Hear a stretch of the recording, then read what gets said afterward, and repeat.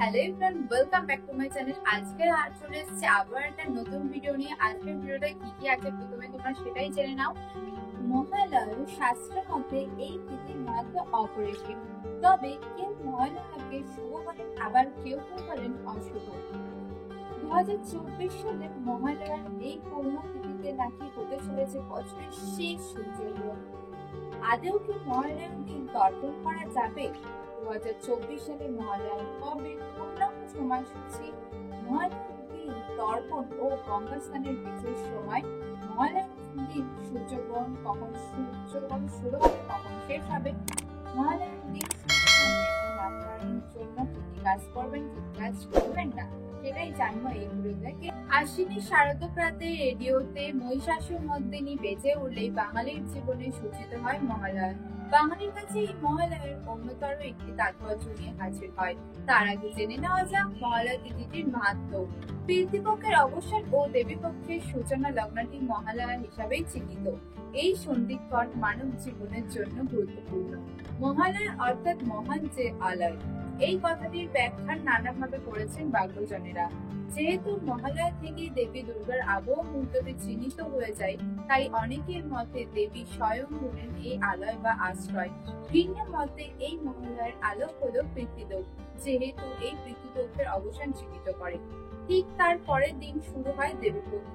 পিতৃপক্ষের এক পক্ষ থেকে পিতৃপুরুষেরা মনুষ্যলোকের কাছাকাছি চলে আসে। মহান নির্দেশে গড়ে ওঠে এই মহান মিলন ক্ষেত্র। এই সময় পিতৃপক্ষের উদ্দেশ্যে তর্পণ করেন মানুষেরা। শাস্ত্র মতে হিন্দুদের অবশ্যই পালনীয় যে পঞ্চম মহাযজ্ঞ রয়েছে, তার মধ্যে অন্যতম হল পিতৃযজ্ঞ অর্থাৎ তর্পণ। এই তর্পণ কথার অর্থ হলো যাতে অগ্নির তৃপ্তি হয়, সেই উদ্দেশ্যে জলদান। তর্পণকারীদের উদ্দেশ্যে নয়, সর্বভূতের উদ্দেশ্যে করা হয়। অর্থাৎ দেবগণ, ঋষিগণ, নরগণ, ব্রহ্মা হইতে ত্রিলোকসভা পর্যন্ত সমস্ত জগতের উদ্দেশ্যে জলদান করা হয়। এই হলো তর্পণের পুরো কথা। এই পূর্ণভঙ্গের পিতৃপক্ষের অবসানে দেবী পক্ষের সূচনা হয়, তাই মহালয়ার অর্থে মা দুর্গাকে আশ্রয় করা হয়। আবার শাস্ত্রে কথিত আছে দেবী দুর্গা মহালয়ার এই শুভ দিনে মহিষাসুর বধের দায়িত্ব গ্রহণ করেছিলেন এবং দেবগণকে মহিষাসুর হাত থেকে রক্ষা করেছিলেন। তাই পরম প্রকৃতি বিশ্বজননী আশ্রয় হলেন মহালয় বা মহালয়া। মহালয়ার এই তিথিকে অনেকে শুভ মনে করেন, আবার অনেকে মনে করেন অশুভ। এই নিয়ে তর্ক অনেক হয়েছে। কেউ কেউ বলেছে কেউ কেউ বলেন শুভ এই তিথিতে, আবার অনেকে বলেন অশুভ। প্রকৃতপক্ষে হিন্দু শাস্ত্রে যে কোনো শুভ কাজে এই পিতৃপুরুষকে স্মরণ বা তর্পণ করার নীতি রয়েছে, যে নীতি হিন্দু নিত্য পঞ্চরে যা তাকে অশুভ বলা বাঞ্ছনীয় না। মহালয়ার এই বিশেষ দিনে দেবী দুর্গার চক্ষু দান অনুষ্ঠিত হয় আর সূচনা হয় শারদীয়া দুর্গা পূজার। এবার শুনে নেওয়া 2024 সালে 1431 বঙ্গাব্দের মহালয়া অমাবস্যার পূর্ণাঙ্গ সময়সূচি। 2024 সালে 1431 বঙ্গাব্দে মহালয়ার 2রা অক্টোবর 2024 বাংলায় 15 আশ্বিন 1431 বুধবার। অমাবস্যা তিথি শুরু হবে 1 অক্টোবর 2024 বাংলায় 14 আশ্বিন মঙ্গলবার রাত 9টা 6 মিনিটে এবং অমাবস্যা তিথি শেষ হবে 2রা অক্টোবর 2024 15 আশ্বিন বুধবার রাত 11টা 7 মিনিটে।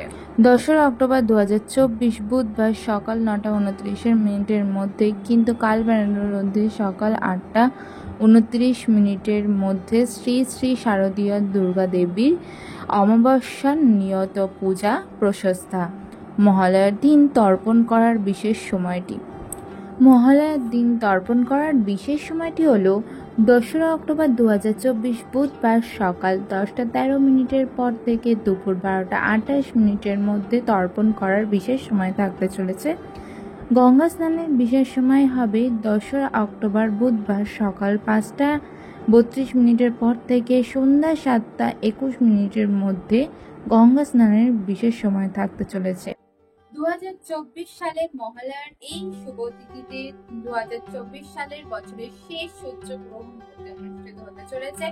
আদেও কি মহালয়ার দিন তর্পণ কার্য করা যাবে কি?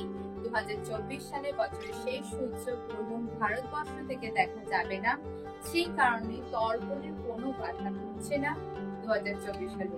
2024 সালে সূর্যগ্রহণ বলায়কার সূর্যগ্রহণ হতে চলেছে। সূর্যগ্রহণ আরম্ভ হবে কখন সেটা আগে জেনে নেওয়া যাক। 2024 সালে সূর্যগ্রহণ বলায়কার সূর্যগ্রহণ হতে চলেছে।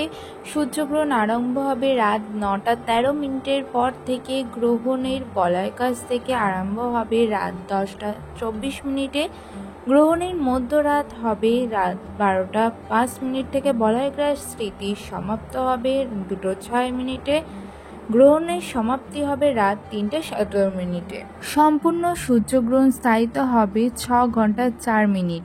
বলয়কাশ থেকে স্থায়ী হবে 3 ঘন্টা 42 মিনিট। এই সূর্যগ্রহণের পূর্ণ সূতককাল লাভ হবে না, সেই কারণে মহালয়া তিথিতে কোনো বাধা পড়বে না। শুভ দিনে কি কি কাজ করবেন, কি কাজ করবে না, চলে এবার জেনে নেওয়া যাক। যে কাজগুলো করে সুখ সমৃদ্ধি লাভ করা যাবে। ভোরবেলা ঘুম থেকে উঠে স্নান সেরে নিতে হবে। এরপর ধুতি পরে বা শুদ্ধ বস্ত্র পরে পূর্ণপুরুষদের উদ্দেশ্যে তর্পণ করবে। কিন্তু যতক্ষণ তর্পণ করবে না তার আগে খালি পেটে থাকতে হবে সেই ব্যক্তিকে। যারা তর্পণ করতে একেবারেই পারছে না তারা পূর্বপুরুষদের ছবিতে মালা দিয়ে তাকে প্রিয় খাবার তাদের সামনে রেখে দেবেন। এই দিন অবশ্যই ডাল এবং প্যান্ট অর্থাৎ পুজো করবেন। দরিদ্রদের খাবার খাওয়াবেন। পোশাক আশাক দান করার নিয়ম রয়েছে মহালয়ার মহালয়ার পূর্ণতিথিতে গরু ইত্যাদি প্রাণীকে খাবার অবশ্যই খাওয়াতে হবে। মহালয়ার এই দিন কৃষ্ণ মন্ত্র জপ করা খুবই শুভ বলে মনে করা হয়েছে। এছাড়া বাড়িতে রামায়ণ, মহাভারত ও গীতা অবশ্যই পাঠ করবেন। মহালয়ার দিন কোনো শুভ কাজ করবে না। এই দিন আলোচনা করা বা বাড়ি গাড়ি জমি কেনা একেবারেই উচিত না। ব্যবসা শুরু করা একেবারেই উচিত না। টাকা পয়সা লেনদেন করবেন না, কারো কাছ থেকে ঋণ নেবেন না, ঋণ দেবেন না। আমিষ খাবার ভুলেও খাবেন না। মহালয়ার দিন পূর্বপুরুষদের ছবি সামনে আমিষ আর রাখবেন না। তর্পণ করবেন যে ব্যক্তি তিনি চুল দাড়ি নখ একেবারেই কাটবেন না। মহালয়ার দিন ধূমপান মদ্যপান একেবারেই করা উচিত নয়। এই দিন দান দক্ষিণা যদি কেউ চায় তাকে খালি হাতে ফিরিয়ে দেবেন না। বাড়িতে যদি কেউ খাবার চাইতে আসে তাকে খালি পেটে ফিরিয়ে দেবেন না। তাদের খাবার দান করুন। আটা, চাল, ডাল, সবজি দান করাকে শুভ বলে মনে করা হয়েছে। তো ফ্রেন্ডস, আজকের ভিডিওটা এখানেই শেষ করছি। তোমাদের ভিডিওটা যদি ভালো লাগে তাহলে অবশ্যই like, comment, share and subscribe করে দেবে। আর কমেন্টে অবশ্যই জয় দুর্গা মা লিখে জানাবে। আজকের ভিডিওটা এখানেই শেষ করছি। দেখা হচ্ছে তোমাদের সঙ্গে নেক্সট ভিডিওতে। বাই।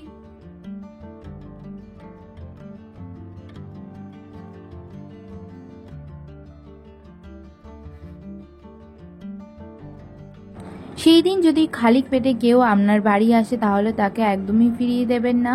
চাল, ডাল, আটা এইগুলো শুভ বলে মনে করা হয়েছে।